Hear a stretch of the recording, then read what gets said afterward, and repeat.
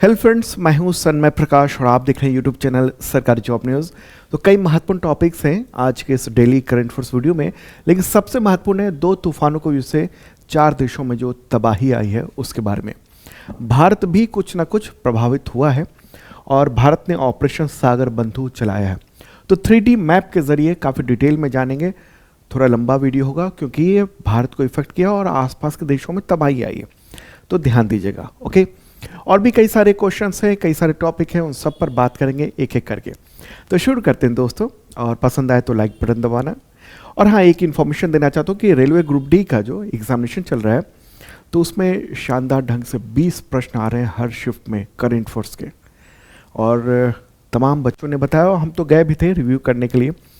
तो ये जो वीडियो है ना, जनवरी से लेकर नवंबर तक का मैराथन, इससे 20 प्रश्न आ रहे हैं, ऐसा बच्चों का ही कहना है। ठीक है, तो देख सकते हैं आप, ये यूट्यूब चैनल सरकारी जॉब न्यूज़ पर अवेलेबल है और इसका पीडीएफ शार्प लर्निंग ऐप पर अवेलेबल है, वहाँ से आप परचेज कर सकते हैं। वैसे आप अगर करंट अफेयर्स की शानदार तैयारी करना चाहते हैं तो दो तरह की मेंबरशिप प्लान है। एक बेसिक मेंबरशिप प्लान है जो कि एसएससी, टीचर, रेलवे, पुलिस, राज्यों के एसएससी लेवल का है, और दूसरा आईएएस, पीसीएस लेवल का करंट अफेयर्स जो आपके एग्जामिनेशन में बहुत मदद करेगा। इसमें पीडीएफ, वीडियो, मॉक टेस्ट मिलता है वीकली, मंथली, ईयरली। इस साल का मिलेगा, पिछले साल का मिला और अगले 1 साल तक अपडेट मिलता रहेगा। तो sharp learning app Google play से आपको मिल जाएगा। तो चलिए शुरू करते हैं और बहुत ही इंपॉर्टेंट क्वेश्चन लेते हैं। ध्यान दीजिएगा, कई सारे प्रश्न हैं क्योंकि बहुत ही तबाही लाया है ये 2 तूफान है वो। ओके, उसकी तबाही आई है तो महत्वपूर्ण हो जाता है एग्जामिनेशंस के लिए। क्वेश्चन यहाँ पर होगा, हिंद महासागर में बने किन 2 चक्रवाती तूफानों ने नवंबर 2025 में 4 देशों के बड़े हिस्से में तबाही मचाई और भारत को भी प्रभावित किया है? कौन से 2 हैं इनमें से? आंसर होगा दितवाह और सन्यार। ठीक है, दितवाह और सन्यार, ये देख लें, श्रीलंका को तो बहुत बुरे हाल में रख दिया है, और इधर इंडोनेशिया, इसके अलावा थाईलैंड और मलेशिया, ये सब पूरी तरह से प्रभावित हुए हैं। ठीक है, तो ये चक्रवाती तूफान है। एक बार मैं मैप के ज़रिए या 3D मैप के ज़रिए आपको दिखाना चाहता हूँ। ये देखिए, ये शुरुआती दौर का है। ये धीरे धीरे आप देखेंगे 2 चक्रवात, एक यहाँ पर चक्रवात बन रहा है और एक यहाँ पर चक्रवात बन रहा है। पहले इस चक्रवात ने बिल्कुल तबाही मचाई इस क्षेत्र में, सुमात्रा वाले क्षेत्र में, और फिर ये आगे बढ़ गया ये चक्रवात इधर, यानी इस क्षेत्र में, प्रशांत महासागर क्षेत्र में, ये हिंद महासागर से आगे बढ़कर, और एक जो चक्रवात है दितवाह, ये यहाँ से बना और इसने श्रीलंका को तबाह किया, परेशान किया, और फिर वो आगे बढ़कर भारत की ओर आया है। तमिलनाडु, आंध्र प्रदेश, इन सब क्षेत्रों को प्रभावित कर रहा है। ठीक है, तो सन्यार सबसे पहले बना यहाँ पर, इस जगह पर, जो मलक्का जलडमरू है हिंद महासागर क्षेत्र में, तो वहीं पर इस जगह पर स्टार्टिंग हुई थी, और ये 23-24 नवंबर को स्टार्टिंग हुई, और ये क्षेत्र अंडमान निकोबार द्वीप समूह के ठीक बगल में है, पास में ही। और 26 नवंबर की रात को इंडोनेशिया, थाईलैंड, मलेशिया, इस क्षेत्र में तबाही आ गई। ठीक है, आगे मैं और डिटेल मैप में बताऊंगा। बाढ़ और भूस्खलन से इस क्षेत्र में 750 से अधिक लोगों की मौत हो चुकी है इस वक्त। सबसे ज़्यादा तबाही है इंडोनेशिया में, और अंडमान निकोबार द्वीप समूह में भारी बारिश भी हुई है। तो ये सन्यार नाम का तूफान था, वो था। ठीक है, अब हम देखते हैं क्या दूसरा दितवाह आया है। ये 26 नवंबर को क्या हुआ, यहाँ से बनना शुरू हुआ और आगे बढ़ते बढ़ते आगे, मतलब 28 नवंबर को श्रीलंका के बड़े इलाके को तबाह किया। वहाँ पर भूस्खलन हुए हैं, बाढ़ आ गई है, और बड़े पैमाने पर लोगों की मौत हुई। अभी जो आंकड़ा, जब तक मैं ये वीडियो बना रहा था तब तक 300 से ज़्यादा मौतें हो चुकी हैं। इसको और जूम करके देखते हैं इस तरीके से आप। ठीक है, तो ये तूफान जो आया है उसके बाद फिर यहाँ से ये हिंद महासागर क्षेत्र में प्रवेश कर गया है। ओके, तो ये है महत्वपूर्ण बात। देखिए, 2025 में अब तक हिंद महासागर क्षेत्र में 4 तूफान आ चुके हैं। अभी जो सबसे लेटेस्ट है वो दितवाह है, जो ये श्रीलंका को हिट करते हुए आगे बढ़ा। उससे 2 दिन पहले आया कहाँ पर, सिन्यार, ये इस तरफ यहाँ पर आया है। इसने इंडोनेशिया, मलेशिया और थाईलैंड को प्रभावित किया। उससे पहले आया था मोन्था अक्टूबर में, और उसी के आसपास शक्ति नाम का तूफान आया था। ठीक है, और आपको बताऊं कि भारत ने नोटम जारी किया हुआ था यहाँ से, ताकि एक मिसाइल वगैरह की टेस्टिंग वगैरह होनी थी काफ़ी दूर तक, ये करीब 3,500 किलोमीटर दूरी तक, और दूसरा नोटम जारी हुआ था वो 1400 किलोमीटर की दूरी तक। तो इसमें क्या है, यहाँ से टेस्टिंग होनी थी, लेकिन इस तूफान की वजह से, इन दोनों तूफानों की वजह से इसको फिलहाल रद्द कर दिया गया है, रोक दिया गया है, कैंसिल कर दिया गया है। ठीक है, मिसाइल की टेस्टिंग। इसी से रिलेटेड अगला क्वेश्चन लेते हैं। किस पड़ोसी देश ने चक्रवाती तूफान दितवाह से तबाही की वजह से आपातकाल की घोषणा कर दी है? आंसर होगा श्रीलंका। ठीक है, cyclone Ditwah, Sri Lanka declares state of emergency. Sri Lanka के राष्ट्रपति हैं, उनका नाम क्या है, अनुरा कुमारा दिसानायके। उन्होंने क्या किया है, बचाव और राहत प्रयासों में तेजी लाने के लिए ये इमरजेंसी सिचुएशन की घोषणा कर दी है उन्होंने। ठीक है, ये जो दितवाह है उसने बहुत बुरा हाल किया। एक और मैप के जरिए चलते हैं, ये है श्रीलंका। दितवाह जो है ना वो यहाँ से बनना शुरू हुआ था, और यहाँ से बनता हुआ ये ऐसे गया है, ऐसे आके, और यहाँ पर इस इलाके में पहुँचा हुआ है। इस वक्त जब आप वीडियो देख रहे हैं तो यहाँ पर है। ऐसे में क्या हुआ है, यहाँ पर बहुत ही भारी नुकसान हुआ है। अब ये क्यों इतना ज़्यादा नुकसान हुआ है, ये सब हम अभी बताएंगे आगे और आगे। ठीक है, तो ये जो घटना हुई है इसकी वजह से बहुत ज़्यादा तबाही की स्थिति है, 300 से ज़्यादा मौतें यहाँ पर हो चुकी हैं। एक और प्रश्न लेते हैं, फिर और डिटेल बताएंगे। भारत ने चक्रवाती तूफान से प्रभावित किस देश की सहायता के लिए ऑपरेशन सागर बंधु चलाया, जिसमें तीनों सेनाओं यानी भारत की तीनों सेनाएं, आर्मी, नेवी, एयरफोर्स, इसके अलावा एनडीआरएफ, उसने भी पार्टिसिपेट किया है? आंसर क्या होगा, श्रीलंका। और ये न्यूज़ भी देख रहे हैं, प्राइम मिनिस्टर नरेंद्र मोदी ने ऑपरेशन सागर बंधु ये लॉन्च कर दिया है। ठीक है, घोषणा कर दी उन्होंने। तूफान आया और उसके से जो तबाही हुई है उसके बाद ही तुरंत 28 नवंबर को ये जो ऑपरेशन है वो लॉन्च कर दिया गया था। और ये देखिए आप, ये INS विक्रांत है, एयरक्राफ्ट करियर, इससे सामान उतर रहे हैं, जो राहत सामग्री है वो उतर रहा है। और इधर ये देखिए, ये तो नेवी हो गई, एयरफोर्स के हेलीकॉप्टर ये यहाँ पर है, और नेवी का भी हेलीकॉप्टर ये भी यहाँ पर है। ओके, तो ये सब सामान है, और इस तरह से जो बाढ़ में फंसे हुए लोग हैं, तैर रहे हैं, डूब के मरने वाले हैं, उन सबको बचाने का काम इंडियन एयरफोर्स, इंडियन आर्मी और इंडियन नेवी ने किया है। ये देखिए आप, ये वीडियो, और इसको इंडियन आर्मी ने ही जारी किया है। और ये क्या है, ये है INS विक्रांत। अभी उसका दूसरा वीडियो देख रहे थे आप, ये वाला वीडियो देख रहे हैं आप। इसमें हेलीकॉप्टर आपको ढेर सारे दिखेंगे, और इन्हीं हेलीकॉप्टर को लॉन्च किया गया, और ये हेलीकॉप्टर जाकर बचाव का काम कर रहे थे, डूब रहे लोगों को निकालने का काम कर रहे थे। तो इस पूरे अभियान में INS विक्रांत, इसके अलावा युद्धपोत है उदयगिरी, इसके अलावा ट्रांसपोर्ट एयरक्राफ्ट IL-76 इसने पार्टिसिपेट किया है, और C-130J एयरक्राफ्ट, उसके जरिए बड़ी भारी मात्रा में राहत सामग्री भेजी गई है। देख रहे हैं कितने बड़े पैमाने पर भारत सरकार ने ये लॉन्च की है।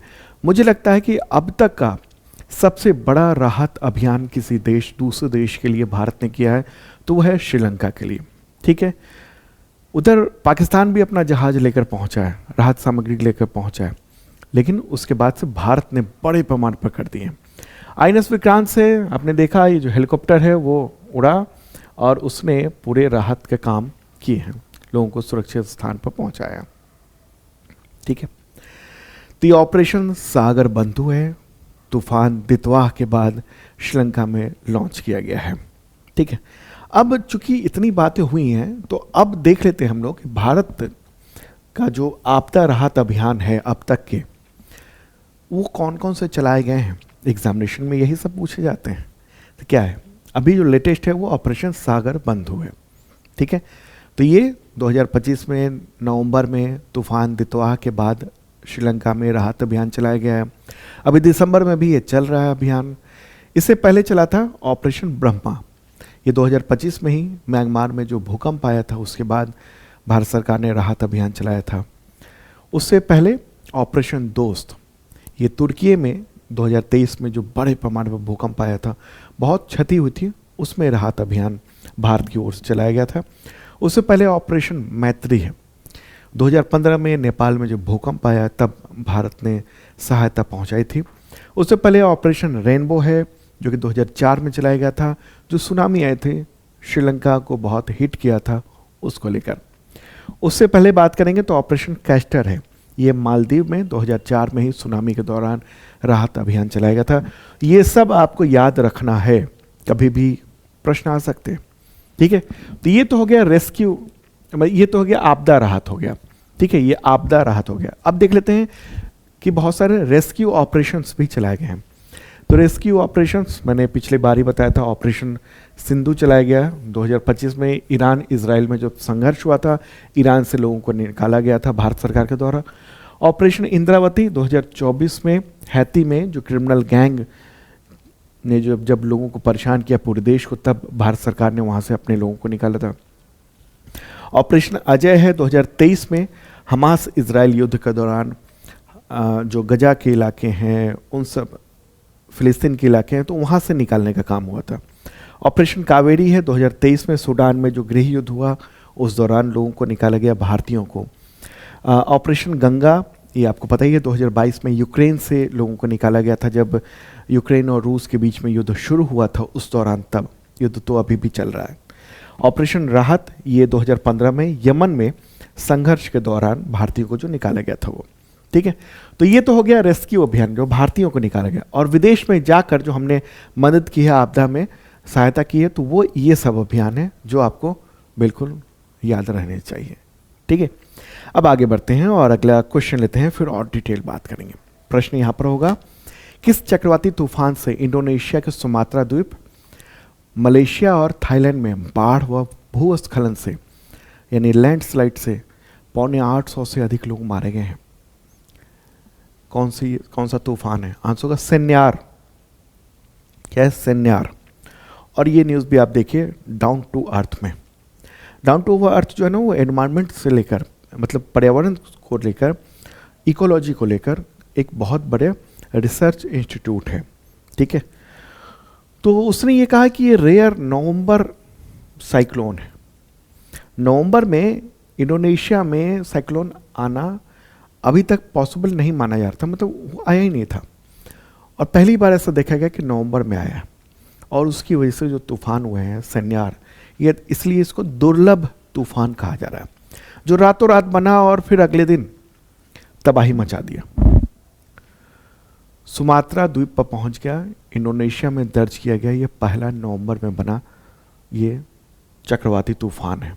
जो ये तमाशा देख रहे हैं ना, ये जो हालात देख रहे हैं, ये उसी की वजह से लैंडस्लाइड हो गया, पहाड़ पूरे बह गए और मिट्टी मिट्टी हो गई, घर दब गए। तो अभी और भी मौतें हुई होंगी, उसका डिटेल अभी आना बाकी है, ठीक है। अब हुआ कैसे, एक बार मैप के ज़रिए इस चीज़ को आप ढंग से समझ सकते हैं। ये अपना प्यारा भारत है, और जो प्रभावित देश है ना, वो अभी देखेंगे आप। ये देखिए, ये जो ग्रीन कलर में देख रहे हैं आप, ये कौन सा देश है? ये इंडोनेशिया है। ये वाला जो हल्का रेड में देख रहे हैं, ये मलेशिया है, ठीक है। और ये वाला जो है ना, वो थाईलैंड है, ओके। अब हुआ यूँ कि 22 नवंबर को यहाँ पर एक दबाव का क्षेत्र बना आसमान में, और मौसम वैज्ञानिकों ने और IMD ने भी उसको प्रिडिक्ट नहीं किया कि ये तूफान बन सकता है। 23 बीता, 24 को अचानक से तूफान आ गया, 24-25 की रात को, और 26 को यहाँ पर इस तूफान ने रातों रात इतना रुद्र रूप अपनाया कि ये जो मलक्का जल डमरू है, इस जगह पर यहीं पर विकसित हुआ है। यहाँ पर ये देख रहे हैं आप, ये अंडमान निकोबार द्वीप समूह है। इस तरीके से ये पड़ोसी ही होगा एक तरह से, ये वाला देश और ये देश, यानी ये थाईलैंड हो गया, और इधर ये आपका इंडोनेशिया हो गया।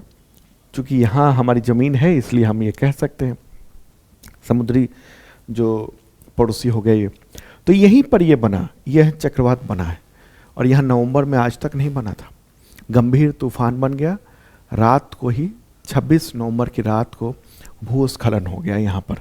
ये जो देख रहे हैं ना, इस द्वीप पर सबसे ज़्यादा नुकसान हुआ है, उसके बाद इस द्वीप पर नुकसान हुआ है और कुछ इधर वाले द्वीप पर, इधर वाले जो इलाके हैं उस जगह पर नुकसान हुआ है। तो ये पूरा जो इधर का थाईलैंड है ना, यहाँ बड़े पैमाने पर हुए, मलेशिया में हुए, इंडोनेशिया का जो सुमात्रा है उस पर तो भारी बाढ़ हुई। भूस्खलन ऐसा हुआ है कि मतलब गांव के गांव बह गए पूरे के पूरे। ये बहुत कम समय का ये चक्रवात रहा, लेकिन मलक्का जल डमरू पर जो रिकॉर्ड किया गया दुर्लभ में से एक बताया जा रहा है। जो मौसम की संबंधी जो घटना है ना, वो अजीब पैटर्न ले रही है, उसको बता रहा है। अब आपने पिछले वीडियोस मेरे देखे होंगे तूफान वाले, तो मैंने हमेशा बताया है कि अब जो है ना वो तूफान से बहुत ज़्यादा मौतें नहीं होती हैं, क्योंकि हम प्रिडिक्ट कर लेते हैं। हमने जो सैटेलाइट लॉन्च किया हुआ है भारत ने, और दुनिया भर के बहुत सारे देशों ने लॉन्च किया हुआ है, उसकी वजह से हमें पहले ही पता चल जाता है कि ये तूफान यहाँ पर आने वाला है, तो वहाँ से लोगों को हटा लिया जाता है या नुकसान कम करवा दिया जाता है उसकी वजह से। लेकिन ये जो 2 तूफान बने हैं ना, ये अचानक से बने हैं, ठीक है। एक सेन्यार तो बहुत ही जल्दी तूफान बना। ऐसे में क्या हुआ कि चेतावनी जो जारी हुई उसके कुछ ही घंटे में तूफान ने कहर बरपा दिया, तो मौका ही नहीं बना यहाँ पर इस देश को सतर्क होने का। और श्रीलंका में भी यही हाल हुआ, इस जगह से बना और सीधे ये लग रहा था कि ये कहीं और जाएगा और सीधे श्रीलंका में घुस गया और यहाँ पर आ गया। भारत ने, हालांकि भारत के पास वक्त मिल गया 2-3 दिनों का, तो भारत ने अपने इलाके जो है तटीय इलाके वो खाली करवा दिए कि हटो यहाँ से, ताकि नुकसान कम हुआ भारत को। लेकिन इन दोनों देशों को, श्रीलंका को और यहाँ पर, इनको बहुत ज़्यादा नुकसान देखने को मिला है, ठीक है। तो ये बड़ी बात है। ओके, तो ये एक बार और देख लीजिए ये तूफान किस तरीके से क्रिएट हुआ है। जो साइक्लोन है वो इस तरह से क्रिएट हुआ है। ये शुरुआती देख रहे हैं आप, ये 26 का ही है। 26 तारीख को तूफान बना है, 26 को, फिर ये आगे बढ़ जाएगा तबाही मचाकर। ये 27 तारीख को देख रहे हैं, यहाँ पर है ये तूफान दितवाह, और ये आगे बढ़ के ऊपर चला जाएगा और तबाही मचाएगा। अब यहाँ पर सवाल होगा कि आखिर तूफान बनते कैसे हैं। देखिए, जब समुद्र में ना कम दबाव का क्षेत्र बनता है तब चक्रवाती तूफान उठता है, बनता है। अब सवाल यहाँ पर होगा कि समुद्र में कम दबाव का क्षेत्र क्या होता है और ये कैसे बनता है। तो इसके लिए ग्लोबल वार्मिंग जिम्मेदार है। देखिए, समुद्र का तापमान बढ़ता है, या कहें जब समुद्र गर्म होना शुरू होता है तो उसकी गर्मी से हवा ऊपर उठती है, ठीक है। ये हवा ऊपर उठी और इस जगह को भरने के लिए, मतलब ये तो वैक्यूम सा इलाका हो गया ना, क्षेत्र हो गया, तो यहाँ हवा जो है ना वो आएगी, तो कहाँ से आएगी? चारों तरफ से दौड़ती है हवाएं, और इसे कम दबाव का क्षेत्र कहते हैं। जैसे ये वाला जो वीडियो आप एनिमेशन देख रहे थे ना, ये देखिए आप, ये जो देख रहे हैं आप, अब यहाँ पर जो गर्म हुआ और ऊपर उठ रही है हवाएं, और इस जगह को भरने के लिए चारों तरफ से हवाएं आ रही हैं, इधर से हवाएं यहाँ पर आ रही हैं। तो क्या हुआ, वो एक सर्कल बनता चला गया, बनता चला गया, बनता चला गया, और कम दबाव का क्षेत्र बना, फिर आगे बढ़ता चला गया, और ये चारों तरफ से हवाएं यहाँ पहुँच रही हैं। इसके ज़रिए आप इस चीज़ को समझ रहे हैं।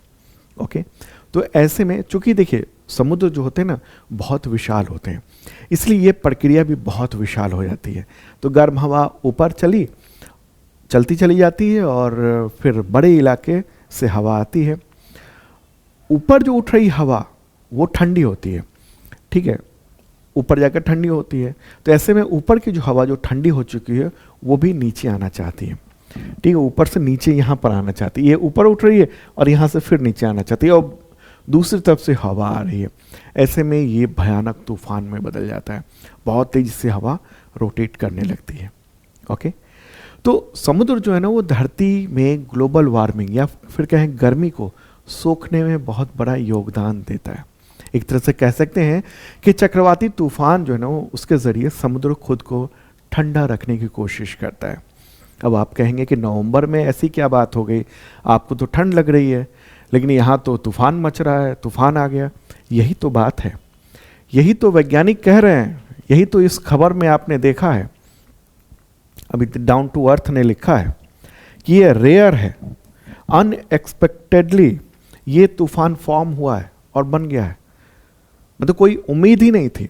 और जब लो प्रेशर बन रहा था उस क्षेत्र में, तो वैज्ञानिक भी नहीं, या मौसम वैज्ञानिक जो हैं और जो तमाम विभाग हैं वो भी इसको प्रिडिक्ट नहीं कर पाए कि इतना बड़ा तूफान हो जाएगा ये। इसलिए तो उस क्षेत्रों को में इंफॉर्मेशन नहीं जा सकी। ठीक है, मुझे लगता है कि तूफान वाले चैप्टर को आप बेहतरीन ढंग से समझ रहे हैं। अब देख लीजिए भारत की स्थिति को।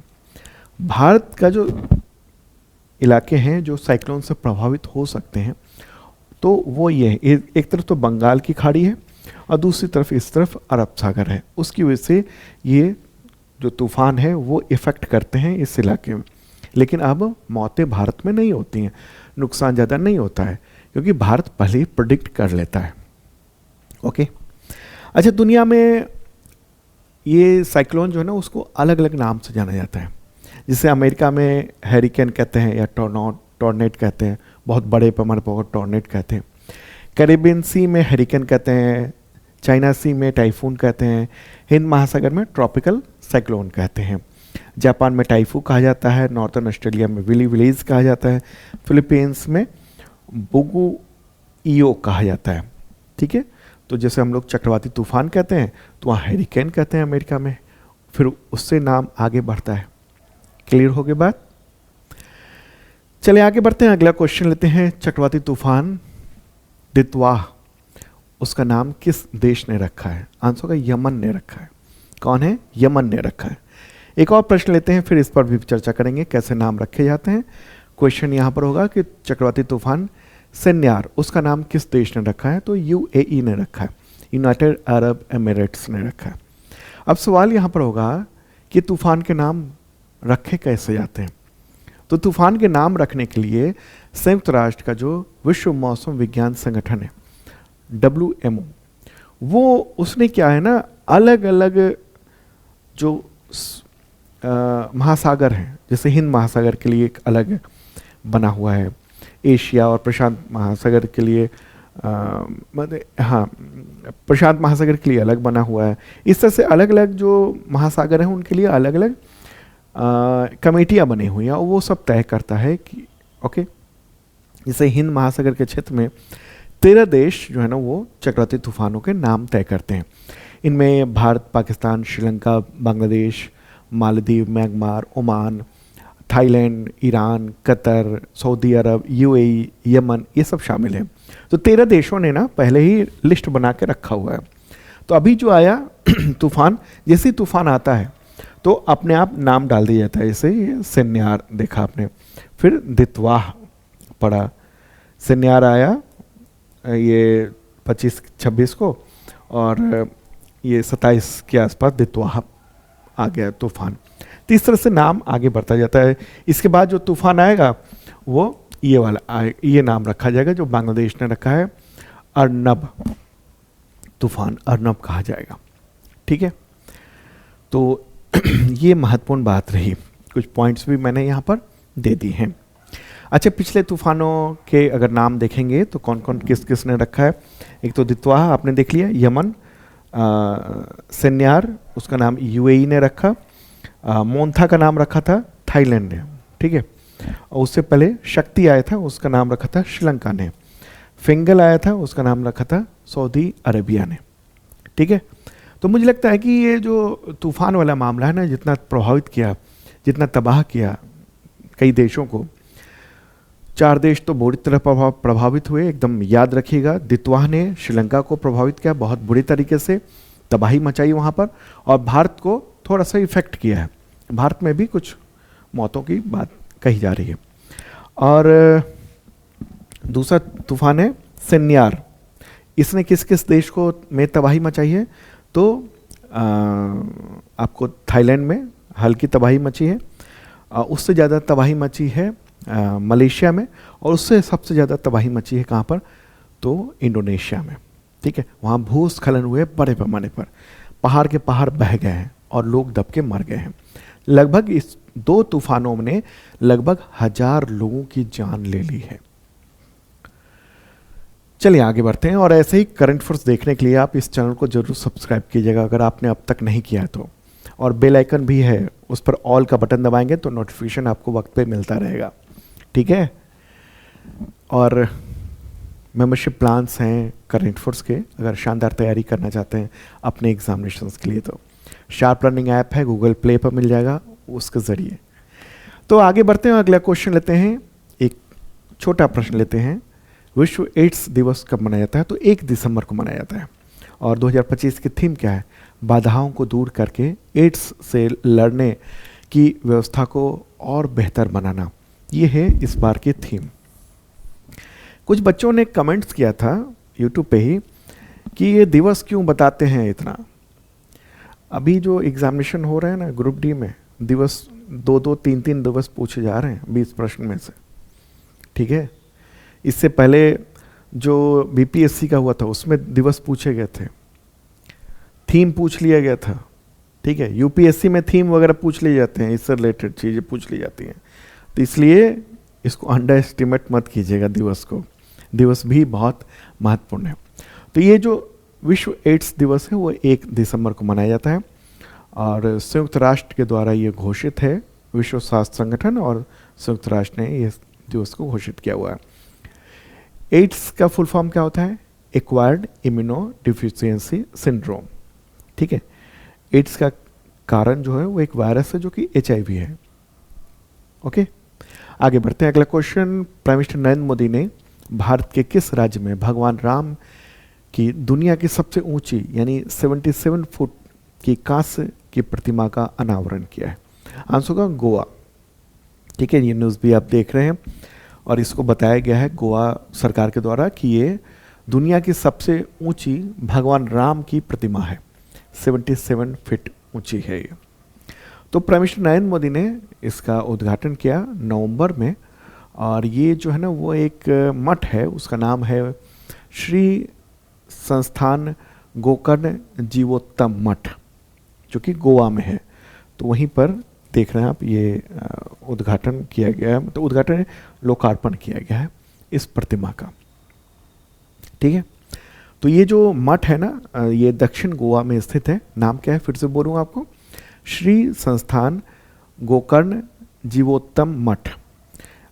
इसके स्थापना के 550 वर्ष पूरे हुए हैं, तो उसी के उपलक्ष्य पे प्राइम मिनिस्टर नरेंद्र मोदी जो ना वो वहाँ पहुँचे थे। इस मूर्ति का जो निर्माण है ना, उसने किसने किया है, मूर्तिकार कौन है, राम सुतार हैं, काफ़ी प्रसिद्ध मूर्तिकार हैं, तो राम सुतार। ठीक है, अच्छा, गोवा के मुख्यमंत्री कौन है, प्रमोद सावंत हैं। अगला क्वेश्चन इंपॉर्टेंट है, एशिया पावर इंडेक्स 2025 में भारत का कौन सा स्थान है, या रैंकिंग क्या है भारत की? आंसर का 3rd रैंकिंग है। ठीक है, 3री रैंकिंग है। देखिए ये तो 2025 का है। 2024 में भारत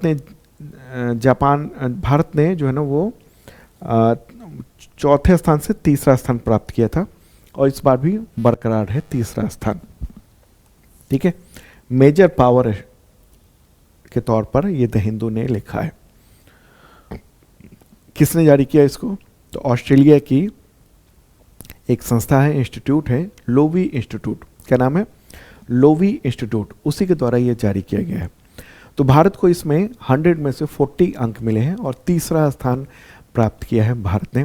और इस रिपोर्ट में बताया गया है कि भारत की इस उपलब्धि के लिए ऑपरेशन सिंदूर की बड़ी भूमिका रही है। तो इंडेक्स में यह है कि भारत की जो सैन्य ताकत है उसके साथ साथ तेजी से बढ़ती आर्थिक क्षमता है, उसको भी मतलब अहमियत दी गई है इसमें।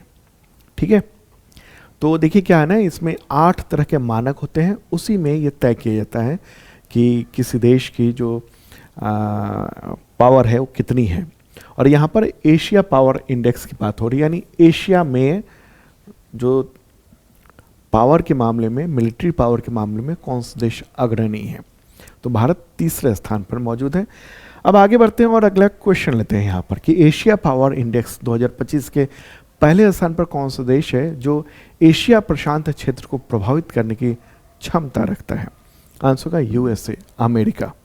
ठीक है, अब आप कहेंगे कि एशिया पावर इंडेक्स है, एशिया की बात हो रही है, अमेरिका कहाँ से आ गया? तो अमेरिका महादेश का है। तो देखिए, इस रैंकिंग में इस बात को देखा जाता है कि एशिया प्रशांत क्षेत्र में, यानी एक बार मैप के जरिए देख लेते हैं, प्यारा भारत है और ये जो पूरा एशिया देख रहे हैं आप, ठीक है, यहाँ से ये इस तरफ से आके आपको ये पूरा, ठीक है, ये जो पूरा एशिया है, इसमें किस देश की पैठ कितनी ज़्यादा है, कितना प्रभावशाली है? आपको पता है ना, अमेरिका की पैठ इस तरफ बहुत ज़्यादा है, मिडिल ईस्ट में, इस तरफ भी फिलीपींस हो गया, जापान हो गया, इस तरफ हो गया, तो इसलिए अमेरिका नंबर 1 कहा गया है इसमें। ठीक है, तो आप ये जो देख रहे हैं, अमेरिका नंबर 1 है, उसे 100 में से 80.4 अंक मिले हैं। फिर चाइना है 73.7 अंक मिले हैं, इंडिया को 40 अंक मिले हैं, फिर है जापान 38.8, फिर रशिया है, फिर ऑस्ट्रेलिया है, साउथ कोरिया है, सिंगापुर है, इंडोनेशिया है। क्लियर होगी बात? यही है एशिया पावर इंडेक्स। चलिए आगे बढ़ते हैं। रासायनिक युद्ध के सभी पीड़ितों के स्मरण का एक यादगार दिवस कब मनाया जाता है? तो है 30 नवंबर को। ठीक है, जो रासायनिक युद्ध के दौरान पीड़ित हुए हैं और मारे गए हैं, उनकी याद के लिए और इस बात को बताने के लिए कि इससे कितना नुकसान हो सकता है। अगले क्वेश्चन लेते हैं। भारतीय किस शहर को आधिकारिक तौर पर ऑफिशियल कॉमनवेल्थ गेम्स 2030 की मेजबानी मिल गई है आखिरकार? आंसर होगा अहमदाबाद।